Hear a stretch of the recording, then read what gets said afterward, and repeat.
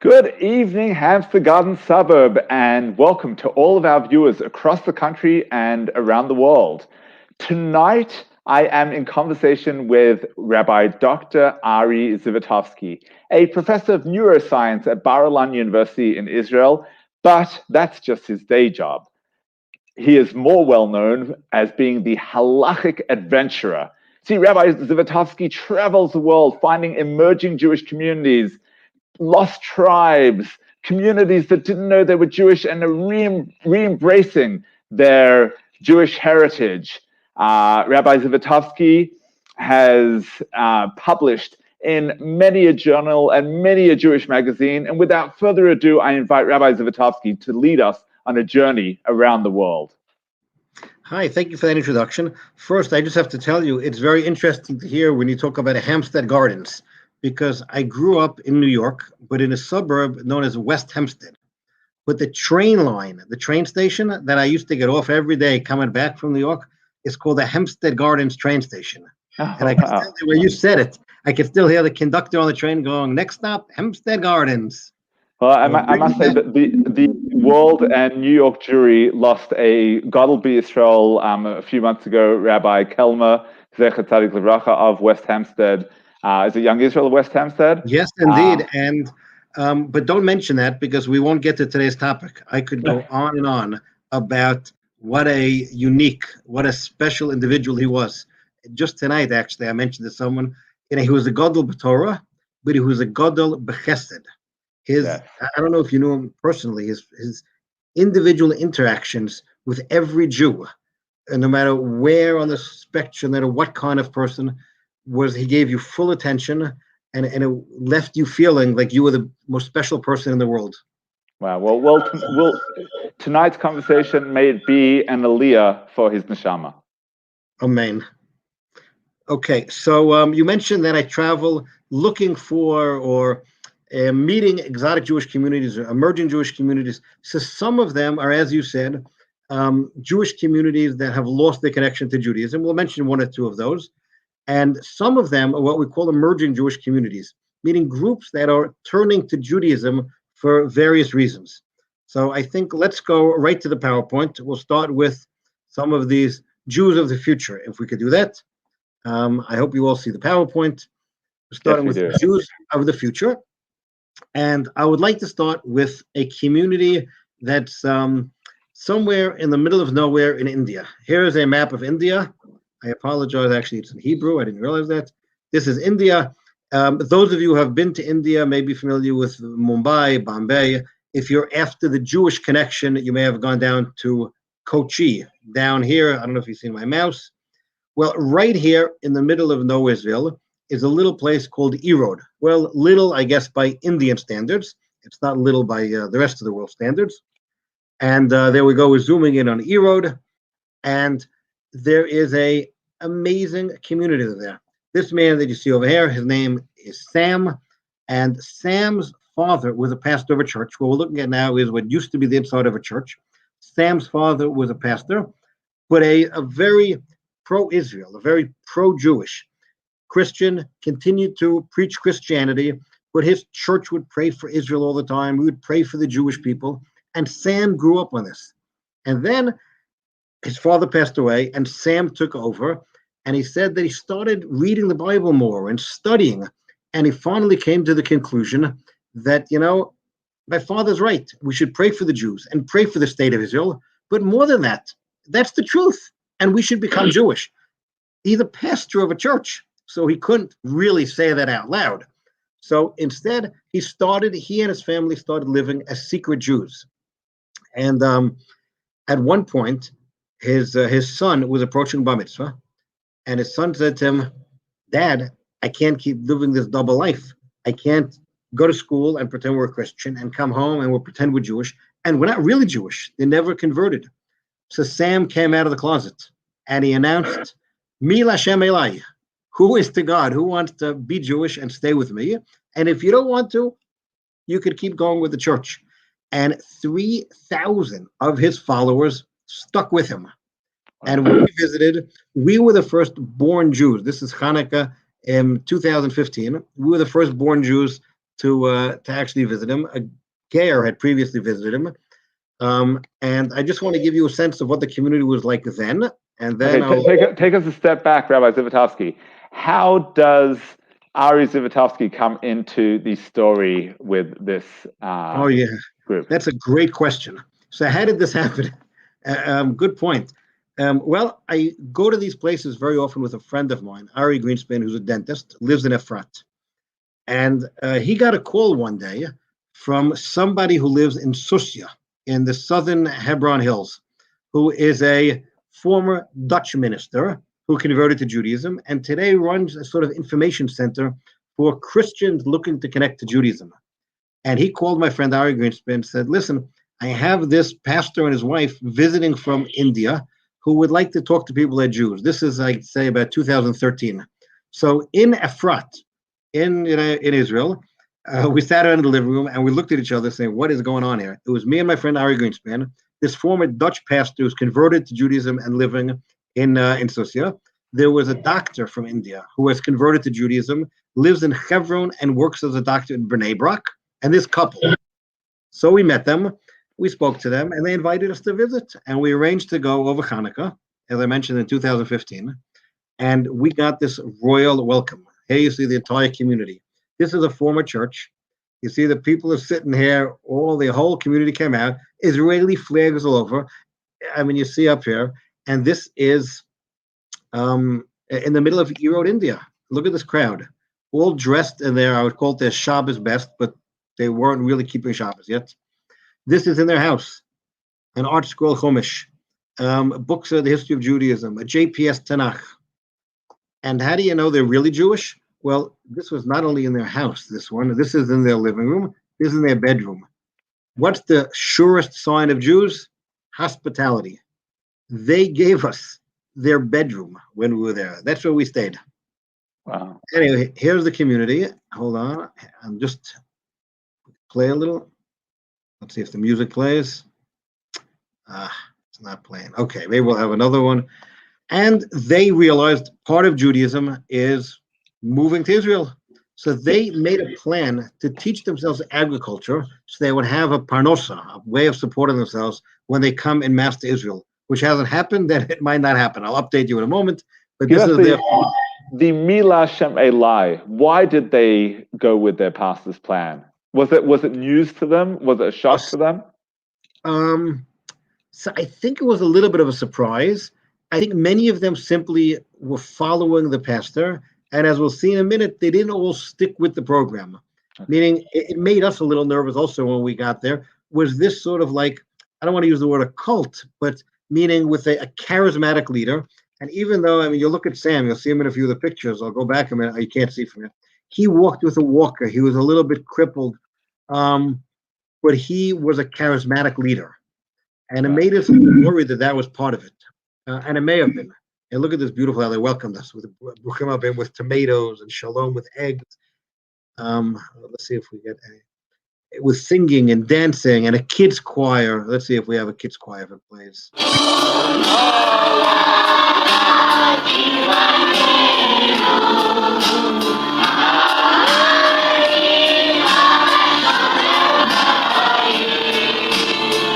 Okay, you get the point. These are people with no Jewish background who are lovers of Israel. A girls' choir, you see the menorah in the background, the Indian and the Israeli flag. One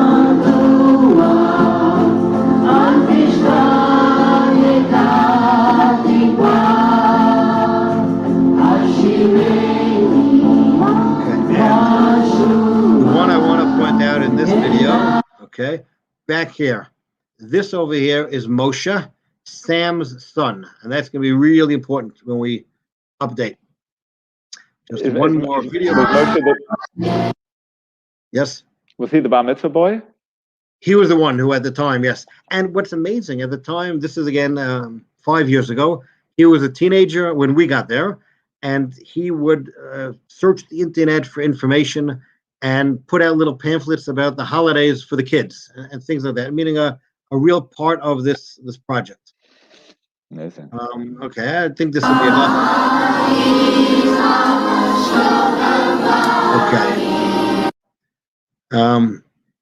a mezuzah in their car. Again, they're learning, and we'll talk about this as we go on in other communities. This is what we call YouTube Judaism. Most of their Judaism they learned from the internet, which is a very interesting phenomenon because everything is out there. I mean, I don't know what you have in UK. Go, let's say, in the US to YU Torah, and you have over 100,000 shiurim, Torah classes online. Right. On the other hand, we can access YU Torah from here as well. Right? No, I'm saying it's no, but you must have homegrown things as well. China, not so much. All right, okay. So but the question is, what were they accessing? Meaning, you could also access inappropriate content. Jews for Jesus. Yeah. But they were learning from the internet. You see Sam with his walker. This over here is Yishai Tzur, the son-in-law of the Rosh Yeshiva of the Eli Yeshiva, and his wife is a doctor. And at one point, she decided, the best way to get training, go to a third world country, and you get to do a lot more than you get to do in Israel. And so she decided to spend 6 months in Cochin. And her husband, he's a rabbi, he came along, and the kids came along. The medical training didn't work out so well. From Cochin, they realized they were not that far from Erod, and they ended up spending several months living in the community and teaching there. Amazing. So who introduced, you made the introduction?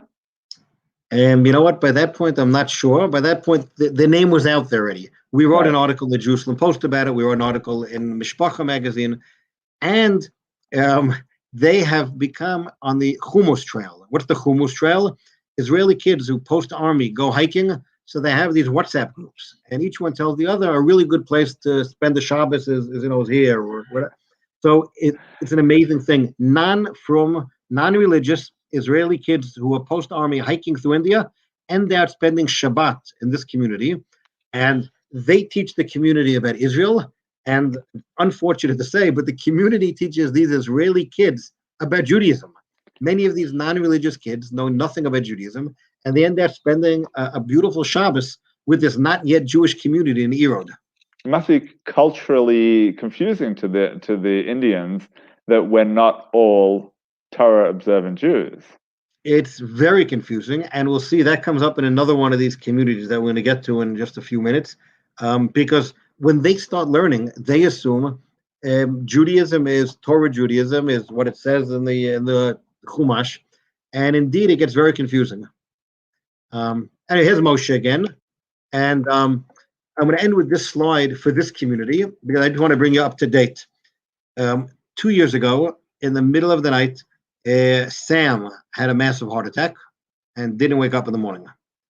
And the community was left devastated. Moshe tried to take over, and Moshe sort of became the leader. But as I mentioned, and as you pointed out, Rabbi, what kept these people going?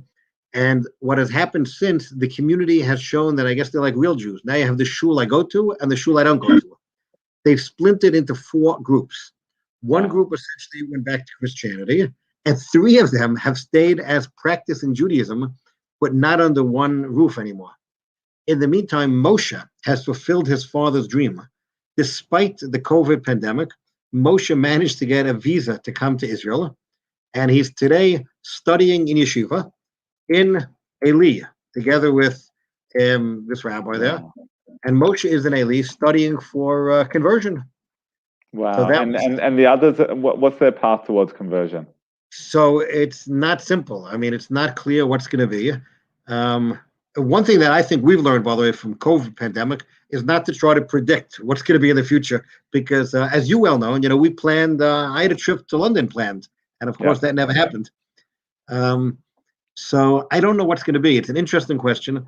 They were hoping to come, a group of them convert and come back there and then teach the rest of them. That has now... I think it's not going to happen without Sam, without the unified community. I don't know what Moshe's plan is, and I'm afraid to ask him, but I'm sure the Beit Din will ask him, and I don't know what his answer is going to be. Is he planning on converting and going back? It would be very difficult to live a real Jewish life back in Erod as the only real Jew. I'm not sure what the plan is, but he's plowing ahead. He's moving forward. He's here in Israel. He's been here now 3 months. The community over there, like I said, there are 3 separate communities that are all practicing Judaism, and they really practice Judaism. It's the most amazing thing. They keep the holidays. They try to keep kosher to the best of their ability. It's an amazing thing. And we actually led 2 tours there. The OU in Israel organized an India trip that I led together with Ari Greenspan, and we spent the day with this community, and it was an amazing thing. And what are the impediments as far as Rabbanim, Poskim are concerned about converting them then and there? I think one of their biggest hesitations is that it's very hard to live as a Torah-observant Jew with no infrastructure. Those of us, you in London, me in Israel now, and before in New York, we're used to having a lot of infrastructure, and we don't even think about it. If you need a new mezuzah, there's a guy selling it down the block. If we just had in our shul a question on the Sefer Torah, you take it to the sofa. Matzah is in the stores. The kid becomes bar mitzvah, you buy tefillin. Kosher meat is available in local butchers. They don't have the arba minim for Sukkot are sold all over around the Jewish communities in London, New York, and Israel. They don't have any of this infrastructure. Getting them matzah was not trivial. The arba minim, I think they had one set that Rabbi Yishai Tzur from Eli sent them.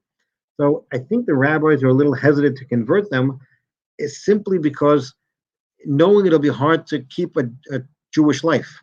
So and how about either shlichim or shluchim? So, shluchim usually means Lubavitch, and Chabad is not into Gerim.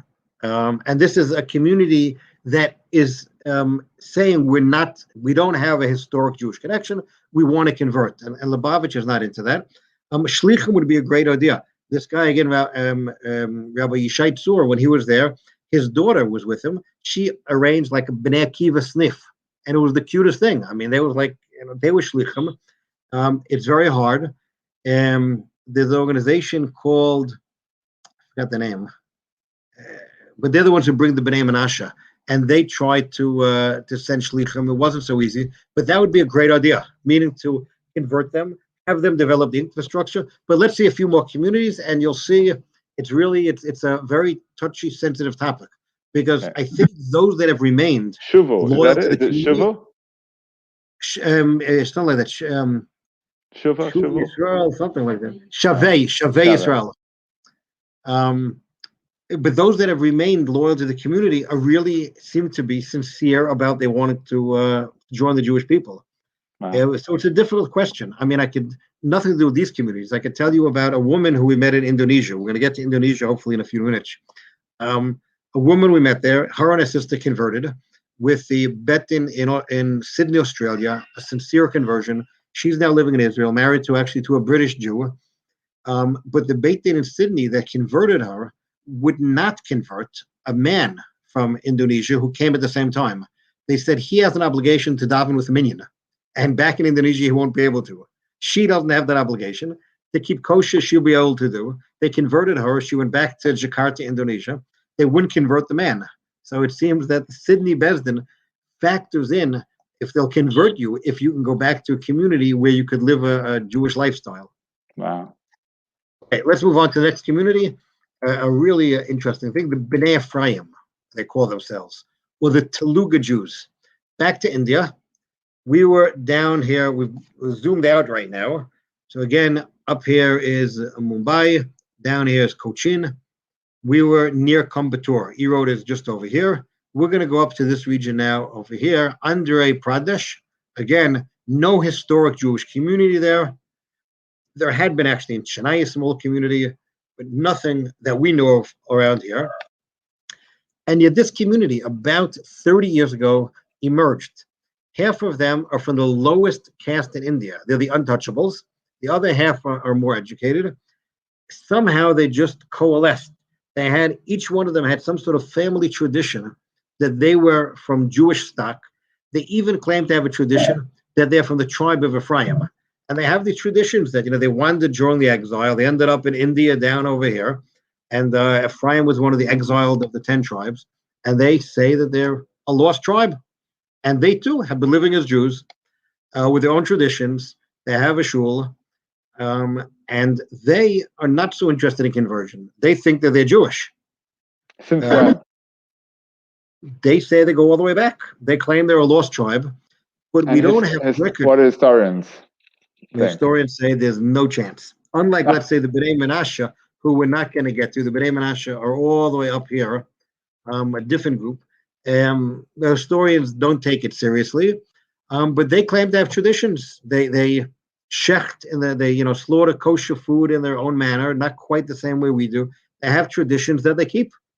We went there, and again, their interest, their enthusiasm. I mean, we sat there. Some of them were falling asleep. I was falling asleep till 2, 3 in the morning. They just want to talk to Jews from outside of India who could answer their questions, who could teach them. My friend Ari Greenspan, when I was falling asleep, started teaching them Israeli songs. It was just, here's the second shul. There was like two halves of this community, the untouchables and the other ones. They live about a 20-minute drive from each other. This is one shul, and this is the other shul, and they are living as Jews. They have actually one one family that has made Aliyah, converted. One of them lives in Bnei Brak. He's not Haredi, but he lives in Bnei Brak. And they are now the ones who are sort of in touch with the ones back in India, in regular contact with the Telugu Jews or Bnei Ephraim, teaching them about Judaism. We spend much less time with them, and I'm not so much in touch, but I think it's, again, a fascinating example. Okay, before we go to India, we're going to go off to the Indian Ocean for a minute, or the Pacific Ocean. Let's go down. Here's Papua New Guinea. Papua New Guinea actually is on an island. There are two countries here. Here is the country of Papua New Guinea, is half the island, and this half of the island is part of Indonesia. All of these islands here are Indonesia. I grew up in New York. We don't even know what's on the other side of the Hudson River in the United States, let alone what's in the Pacific Ocean. So we were all confused. We heard about a tribe in Papua New Guinea that thinks they're descendants of Jews. I contacted a rabbi who was living in Jakarta, who was in touch with a group that's up here, and this just in the north here, on this part that's in Indonesia. He didn't understand about this other group. We eventually got sorted out. We flew off to Papua New Guinea, landed in Port Moresby, crime capital of the world, took one of these tiny little planes that hops along over here, took us to Belimo, where we met this community. An amazing story. And we then ended up taking a little tiny boat. It was basically a bathtub with a motor on the back, all the way to this place of Daru, where we ended up spending Shabbos. Here is in one of these little boats. This was our contact there. Here again, you land in the capital of Papua New Guinea, and you have these people wearing talitot, Israeli flags, Am Yisrael Chai. I think, by the way, one of the messages that, if you want to remember from this talk tonight, when you listen to the news media and you listen to world leaders, they all seem to be against the Jews and the state of Israel. When you meet the people, there's a lot of support for the state of Israel. I mean, here we land, and wherever we went in Papua New Guinea, it's yay, we love the Jews, long live Israel. I mean, look at it, it's like unbelievable. And here, huge Israeli flag. This was the greeting line for us when we got to this village after this little plane trip. And here they all are. They came to hear the words of the rabbis that came from Jerusalem. The whole community gathered. And again, you see they're all dressed with menorahs, with Magen Davids, with Israeli flags. They claim to have a tradition in their tribe that they are among the lost tribes as well. This is a common theme that you'll hear. It's Judaism in Israel has become a brand that has a good name among these places. And they want to be part of the Jewish people, and they claim they have connection to Judaism. And here too, take a look at the way they're living here. We left underwhelmed. I don't think that this group in Papua New Guinea could really prove that they have a connection to Judaism, and they seem to even be confused about, the basic tenets of Judaism. I don't think they're going to make it. Moshe and Erod are going to convert. The Telugu Jews, some of them have converted. Papua New Guinea, I don't think it's happening with this group. Right. On the other hand, we crossed the border to Indonesia, to Jayapura, a different world. They have a shul. This is Rabbi Singer, Rabbi Tuvia Singer, a New York Mir Yeshiva trained rabbi who, when we were there, was the chief rabbi of Indonesia, for whatever that's worth. Today he's living in Yerushalayim. And he would regularly fly up to this community in Jayapura. And again, we're in Indonesia, the largest Muslim country in the world, and Israeli flags, Hebrew songs greeting us. And this community, much different than in Indonesia, than in, I thought we had a song there, than in Papua New Guinea. Here they are davening mincha. And they had, when you listen to the traditions, every once in a while something just pops out and says, wow, hard to imagine where that came from. So they have this tradition that they are actually descended from Anusim, from Marranos. The Marranos came from Spain and Portugal to South America. Eventually they crossed to the western side of South America. The Inquisition followed them. Their ancestors, according to the legend, got in boats, crossed the Pacific, ended up in Japan, and then, let me put up the map again and then from Japan, ended up coming down and landing here on the north of this island. Wow. What century are we talking? 18th, 17th, they don't know. Their Right. history is not great, but what's amazing is that they are really sacrificing to keep Shabbos. One of the big things in this part of the island is this gold mountain, huge amount of gold mining. They're engineers there, and they take off for Shabbos. Whatever they have, they're really sacrificing for Judaism. But what's more is they had one tradition that blew us away. They kept talking about their ancestors, the reverence for these ancestors who came in the boats. And we said, do you have any names? Who are they?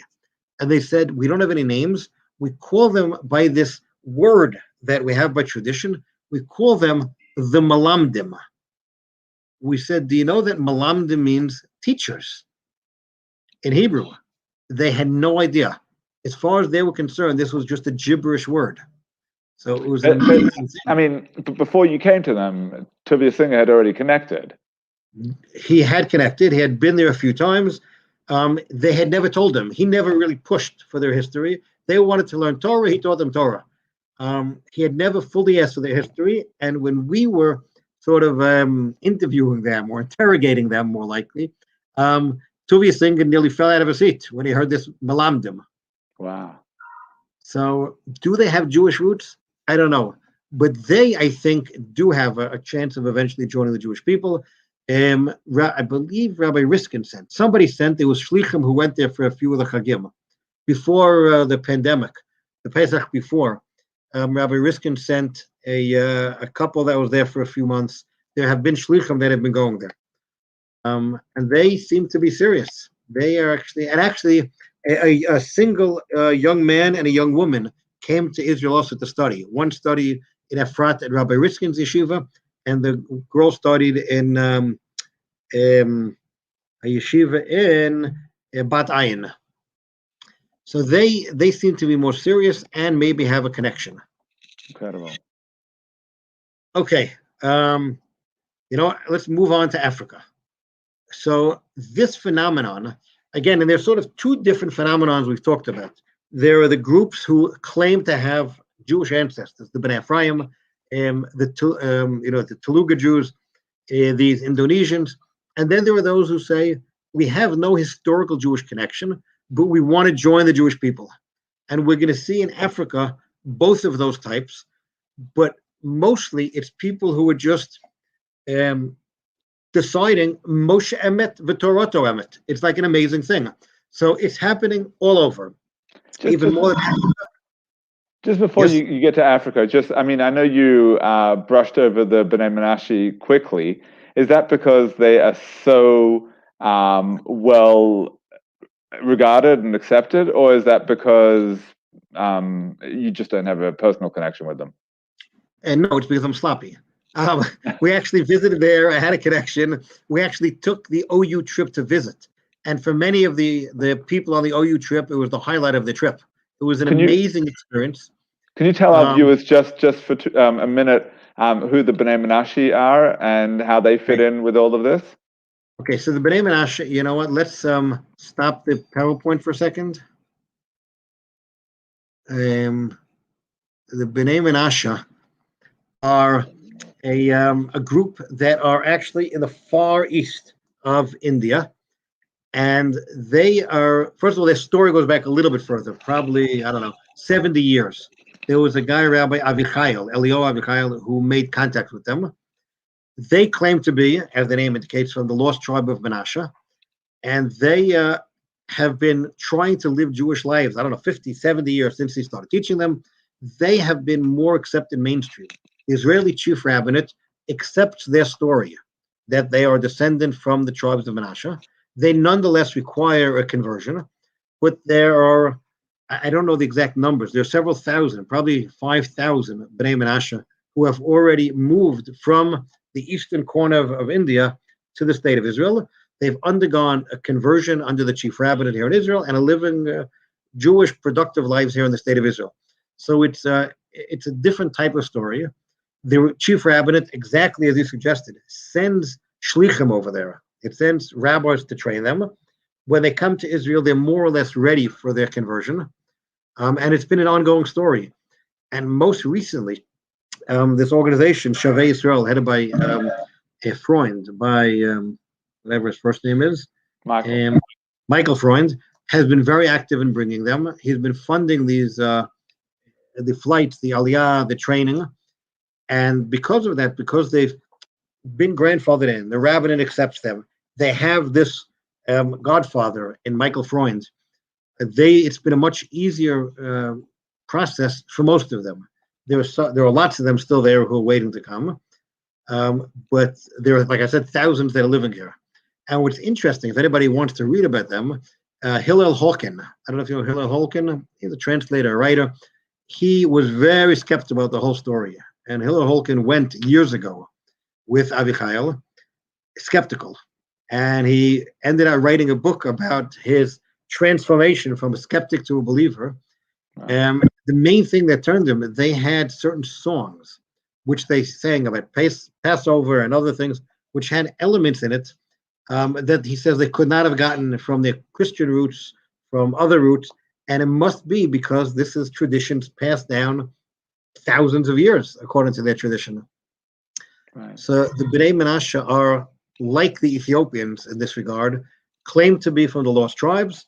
They've been, to a certain degree, accepted by the establishment as indeed being from the lost tribes, and many of them have made aliyah. Right, so they're more success story. And yeah, I visited there, and we took the group there, and like I said, for the group it was an amazing experience. And I forgot to put pictures in, so it's good you asked. Okay. Excellent. Africa. Yes, let's go back to the PowerPoint, and let's go see.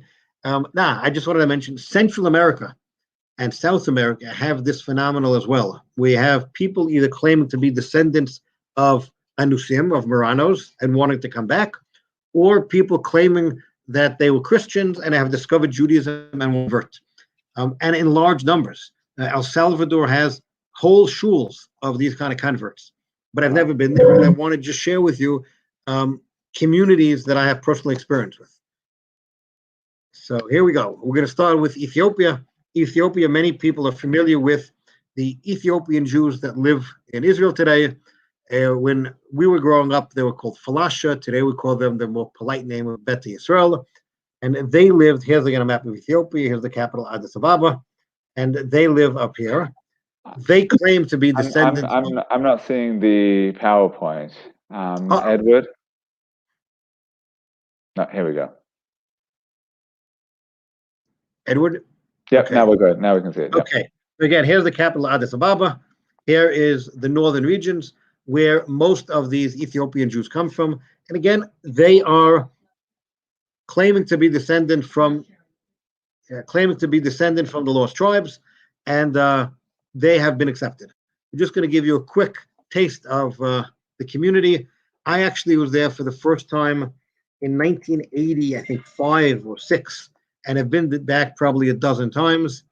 Here's my friend Ari Greenspan. You see the huts they live in. And this is when I had a real beard. The Jews are more or less out of there. These are recent pictures. You could see that the non-Jews who have moved in to the Jewish villages have put up these signs in the hope of attracting tourists. Welcome to Falasha Village. This is an amazing story. Here is a family that we met when I was there in the mid-'80s. We didn't really stay in touch with them, but when I made Aliyah in 2000, they were here already. And I discovered that they were living in Beit Shemesh. So this is me with them in Ethiopia in the 80s. And this is me with them fall of 2000. We're both living in Beit Shemesh. And what's really amazing is when we talk about, Yom Ha'atzmaut just passed, Yom Yerushalayim is coming up, the ingathering of the exiles within about, I'd say, a 2-kilometer radius. I'm living in Beit Shemesh.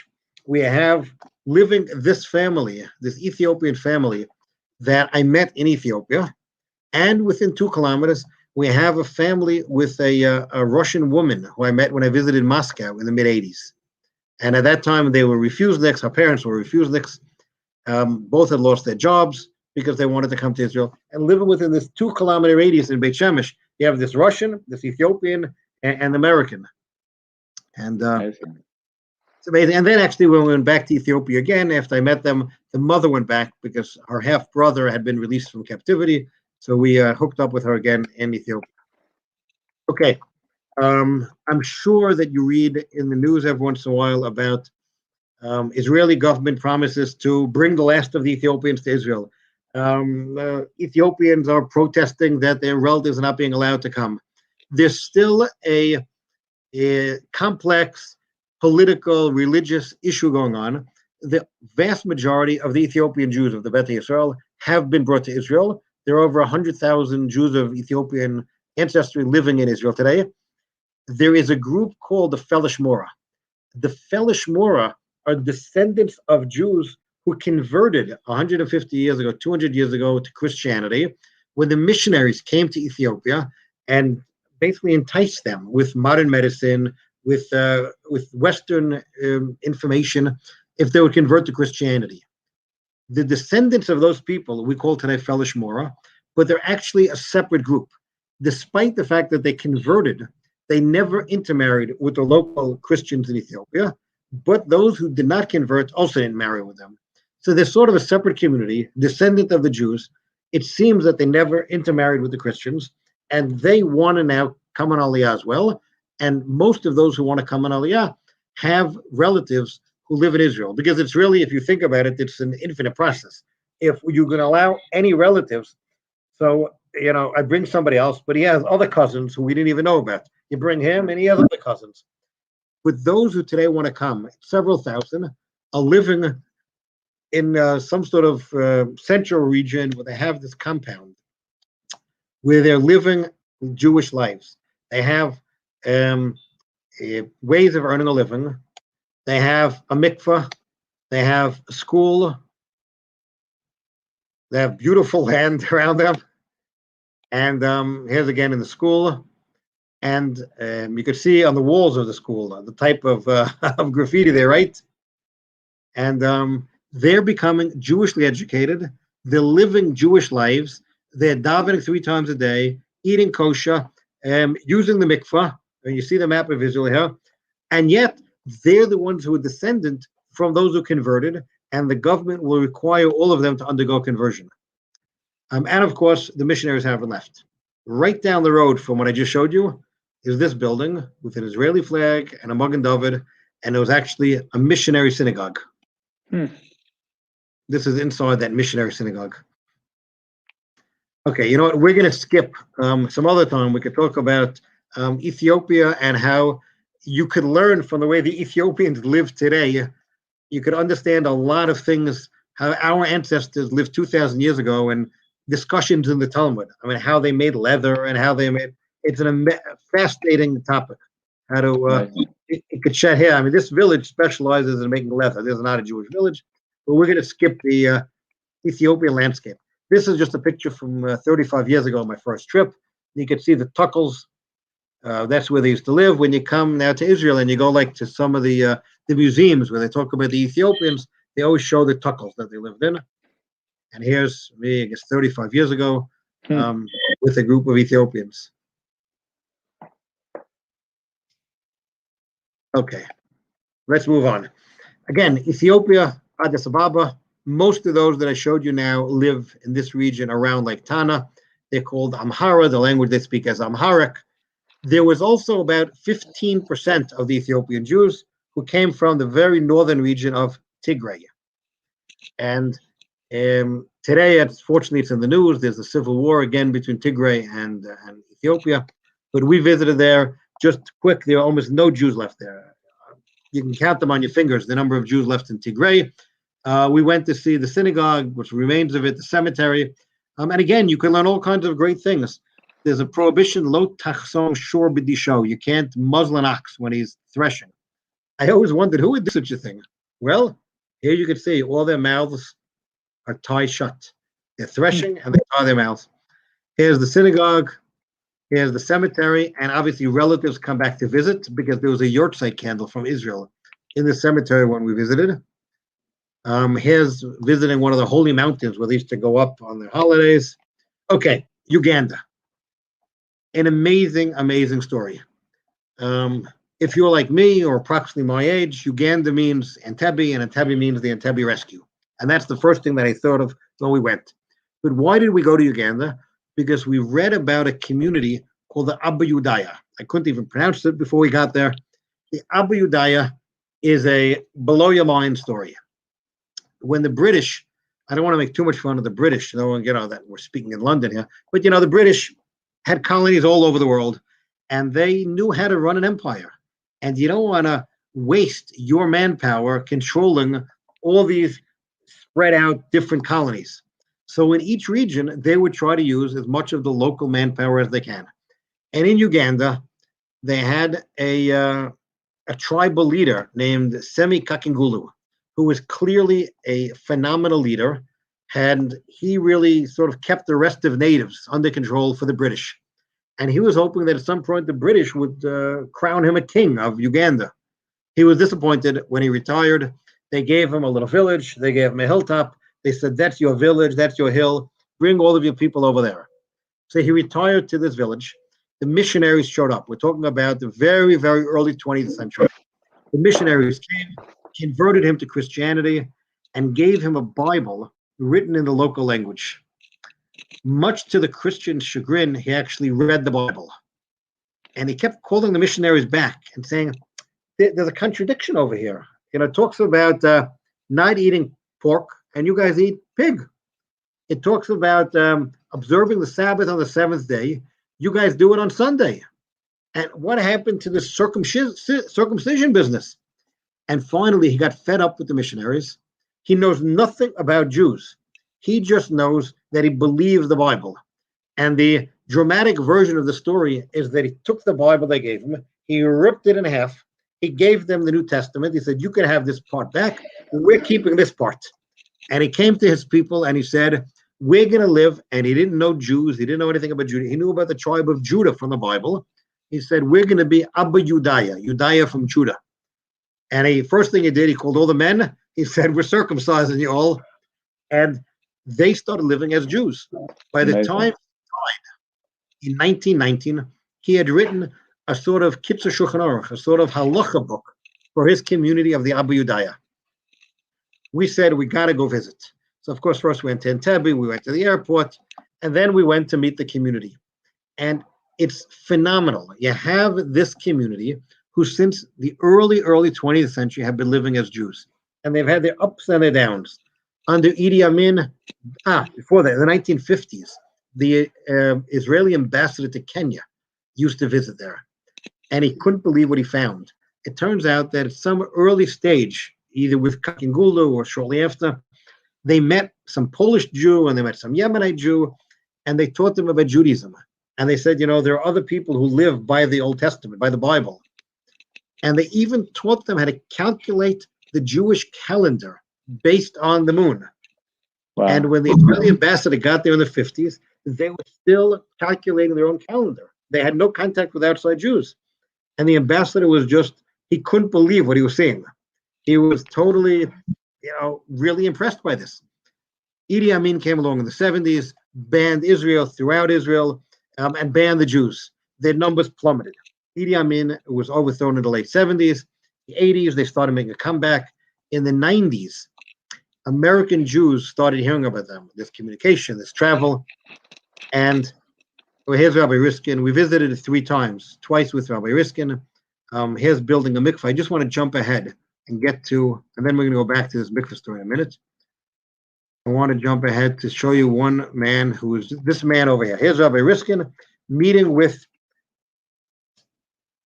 what just happened? They're meeting with Gershon Chizumu. Gershon Chizumu is again a Jewish leader, charismatic, intelligent, and leadership. He has built a elementary school, a high school, a yeshiva gedola, a health clinic in Nagaboya Hill, the center of the Abu Yudaya. However, what's unfortunate, as far as I'm concerned, when he decided as a kid, really in his 20s, to go learn Judaism, he came to America, and he first went to the Reform. He doesn't know anything about Reform, conservative, Orthodox. He went to the Reform, and he immediately left. He started hearing what they had to say, and he wasn't religious. He didn't know Reform, Orthodox, but he had conservative with a small c. He was an African, and he couldn't, some of the things like their policy towards gay marriage, it didn't speak to him. So he left the Reform, and the Orthodox didn't accept him. So he went to the conservative, spent 4 years studying in Los Angeles at the University of Judaism, 1 year studying in Yerushalayim. 5 years later, he has conservative ordination, went back to Uganda, and has been leading really the community to an amazing degree, but totally and fully beholden to the American conservative movement. Now, just how much of a leader is he? He was elected to the Ugandan parliament. He ran as an opposition candidate in his district, nothing to do with Judaism. In his campaign posters, he had this huge kippah on, and he won a seat in the parliament. Wow. So at what point then does Rabbi Riskin enter the story then, if we're talking a conservative community? So here's the story. This guy over here decided to break off. There were about 7 villages of Abu Yudaya. One of the villages called Puti, and he was the leader, his name is Enosh, decided they were going to break off and become Orthodox. And we heard about them, and we went to visit. And again, we were the first, normative Jews to come visit them after the break-off. And we were just really impressed. We met this guy, well, it's out of order. We met this guy, I'll show you in a minute. We came back, we told Rabbi Riskin. Rabbi Riskin said, I've got to see this myself.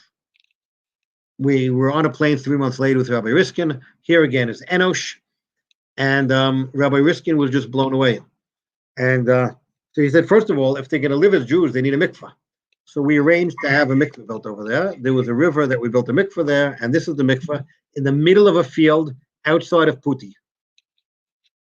And here is when we came with Rabbi Riskin, the entire community came. Here's the Enosh's house, challah project that somebody's running over there, a poultry farm where they're raising chickens. Inside, there's somebody who can shacht in the community? Well, there wasn't. We taught these 2 boys. I'll show you in a second. Here is back to the conservative village, the high school that they have. Here's Rabbi Riskin. Okay, these 2 boys. Moshe, we met on our first trip there. Very impressive. We told Rabbi Riskin about him. When Rabbi Riskin came, he said, I've got to bring him to my yeshiva. And he brought with him Tarfon as well. The 2 of them came to learn in Rabbi Riskin's yeshiva. They learned for a year. We taught them shchita. They knew it at the time. I can't tell you if they know it today. I haven't been back, I'd say probably in 4 or 5 years. We had been there 3 times. Rabbi Riskin has been back twice since then. He went with a different group.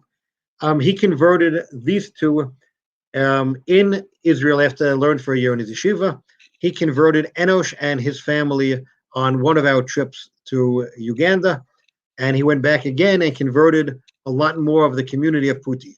So you have a lot of Puti today that has an Orthodox conversion. Amazing. Anyway, this is all Abu Yudaya, different synagogues, different communities.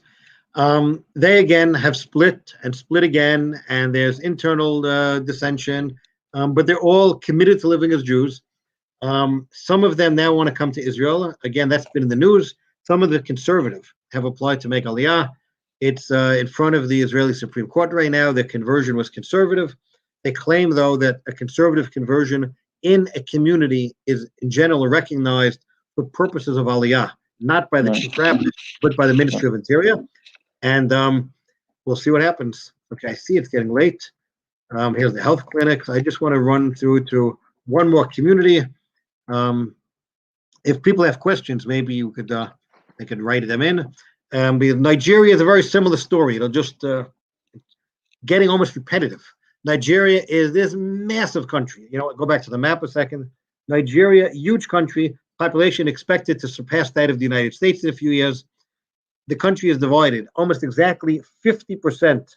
The whole south is Christian, 50% north is Muslim. The north, we've heard about Boko Haram, terrorism, kidnapping of Nigerian schoolgirls. That's all in the north.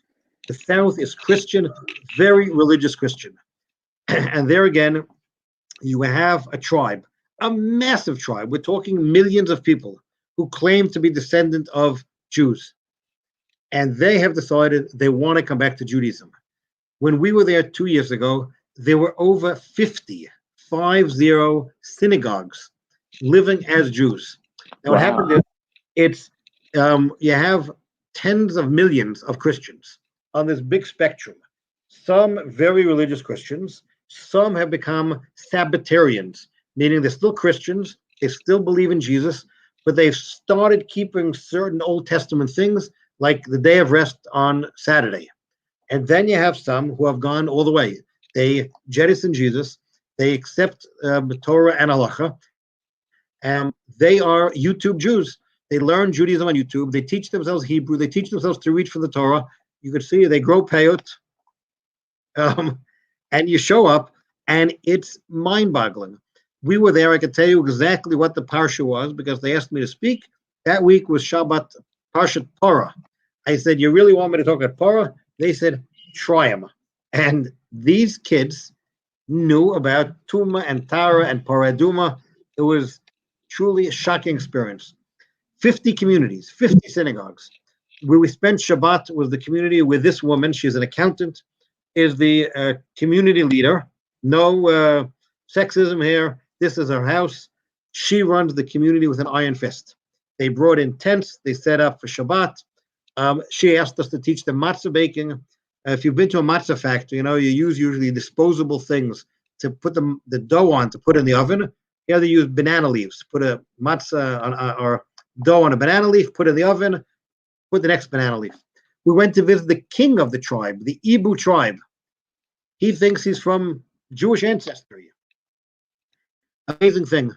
These two guys have been there many, many times. This young fella, British ancestry, his name is Bentley, his last name, his family name. Bentley lives in Modi'in. He's been there many, many times. He knows every one of these young adults. This fella, his previous career was really interesting stories working undercover for the Mossad. He oversaw the secret airlift of the Ethiopian Jews out of Sudan. And today, his love is helping the Jews of Nigeria. Here's again with the king. We went with the king to visit a huge event in this the state that we were visiting. In Enugu State was having some sort of celebration because the governor was celebrating his 3rd year as governor or something like that. And we walk into this event, and there are these kings and priests and local leaders, and we hear the speaker. They have no idea we're coming. And the speaker is telling them, we in Nigeria have to look to Israel for a role model. And he pulls out the book, Startup Nation. And he says, this has to be our role model. He had no idea we were coming. And that's what he was telling all these kings. Anyway, this is the very religious state, the Enugu state. This is a guy running for governor of the state. Here they are in the backyard, preparing the Shabbos meal. It's just you have hundreds and hundreds, not thousands, of these people living as Jews. Let's see if we have any of their music. I don't think I put any of them in. They have schools, Jewish schools, named Amit Etzion Academy or Torah Synagogue. We said to them, do you know Amit is a network of schools? Like, where'd you get the name? They said, yeah, we were searching the internet. We found that there were Jewish schools named Amit. So we took the name. Wow. So again, and when you travel to these places, usually the hardest thing to find is kosher wine, Manischewitz kosher wine in the supermarket, because the Christians want to use the American wine. So you have, again, this group, hundreds and thousands of people, 50 synagogues or 50 plus synagogues, who have decided they were Christian. They read the Bible, and you know what? It's late. We're not going to. It's the same story in Madagascar. We're not going to go through the details. It's again a group that taught themselves to read the Torah. They taught themselves to live as Jews. So we're not going to go through it. Let's turn off the PowerPoint, I think, for a minute, because it's the same idea that when they really sincerely study the Bible, they say, "We believe it. We believe Moshe emes v'Torah emes," is what they say, and the inspiration that it gives us when we visit there, and I'm hoping that you get a little sense of it, is we're spoiled. We have Torah on a silver platter. I mean, living in London is like living in New York.